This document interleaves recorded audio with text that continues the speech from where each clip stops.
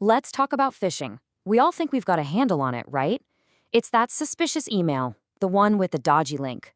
But what if I told you the game has completely changed? Today, we're going to dive into how phishing has broken out of the inbox and is now lurking in places you'd never expect. So let me ask you straight up. When you hear the word phishing, does your mind still immediately go to your email inbox? For years, that's exactly what it was. And yeah, all our defenses were built around protecting that one single channel. But that's just not the whole story anymore. It's not even close. And this slide just lays it out perfectly. The old threat, it was pretty much contained to the email inbox. But look at the new threat landscape. It's everywhere. Attackers are on social media, they're in our instant messages on Slack and Teams, they're in our SaaS apps, they're texting us, and they're even using malicious ads. They're going wherever we are, wherever our work actually happens. So why this massive shift? What's going on here? Well, to really get a handle on the new phishing playbook, you've got to look at how our own work has fundamentally changed. It's really as simple as this. Think about it. We don't just work inside some lockdown office network anymore.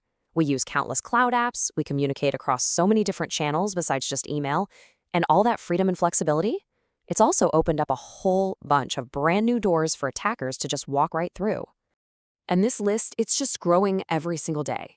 We're talking direct messages on LinkedIn from people we trust, urgent texts to your phone, search ads on Google that look totally legit, and even messages coming from inside the very SaaS apps we rely on. The key takeaway here is that attackers are now meeting us where we are. And this creates a huge, huge problem.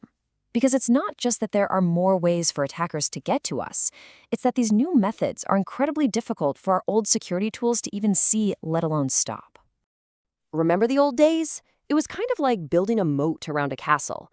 Security teams could just set up these powerful filters at the email gateway or the network edge. If a bad link came in through email, there was a pretty good chance it would get zapped before you ever laid eyes on it. Simpler times. But attackers have gotten so much smarter. I mean, just look at the language on this slide. Modern phishing kits use these incredibly advanced techniques. DOM obfuscation, page obfuscation, code obfuscation. It sounds complicated because it is complicated, and that's the whole point. So what does all that tech speak actually mean for us? Well, it means that when a traditional security tool tries to scan one of these modern phishing pages, all it sees is a jumbled, scrambled mess of code. The real malicious stuff is completely hidden, so it just sails right past defenses that are looking for those obvious red flags. Now, I know what you might be thinking. Okay, fine, a phishing attempt on my personal LinkedIn or a text message is annoying, but it doesn't really affect my company, right? That right there is a really dangerous assumption to make, because the line between our personal and our corporate lives, it's practically gone. And hey, if you need proof, here it is. According to the latest Verizon DBIR, over 60% of the credentials found in logs from info-stealing malware come from social media sites. 60%. People are reusing passwords or they're accessing these personal sites on their work devices, and that creates a perfect bridge for attackers to cross. You want a perfect, honestly kind of terrifying example of this? Look no further than the 2023 Okta breach. All it took was one employee signing into their personal Google account on their work laptop. That one action synced all their saved credentials, including the corporate ones, to their personal device. So when that personal device got hacked, the attackers suddenly had the keys to the kingdom. Okay, so this isn't just theory. These attacks are happening right now, every day. Let's walk through a couple of real-world examples so you can see exactly how this stuff plays out. So in this first case, attackers take over an executive's LinkedIn account. They use that trusted profile to send a direct message about a fake investment to other high-value targets. The link is super clever. It routes the victim through legitimate services like Google Sites to look totally harmless, before finally dropping them on a sophisticated page designed to steal their active login session. Or how about this one?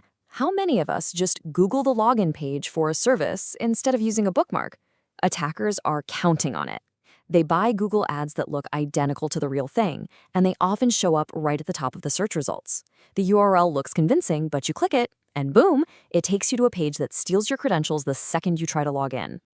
So, if the old defenses are broken, what's the answer? It's pretty clear we can't just keep doing the same old things and expect to be safe.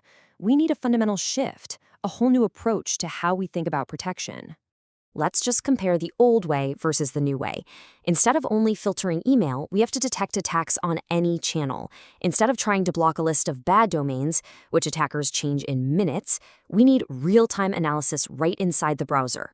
We have to get past those old network checks and start focusing on identifying the actual behavior of an attack, like session hijacking. So really, it all boils down to this one simple idea. The browser is the new battlefield. It's the place where we interact with everything, all these different apps and services. So it stands to reason that our protection has to live there too, analyzing pages and what's happening in real time, no matter how we got there. And that brings us to the final and maybe most important question. The way we all work has been totally transformed. We're more connected, more flexible, and more spread out than ever before. But has our security thinking actually kept up with that evolution? That's the question every single one of us needs to be asking.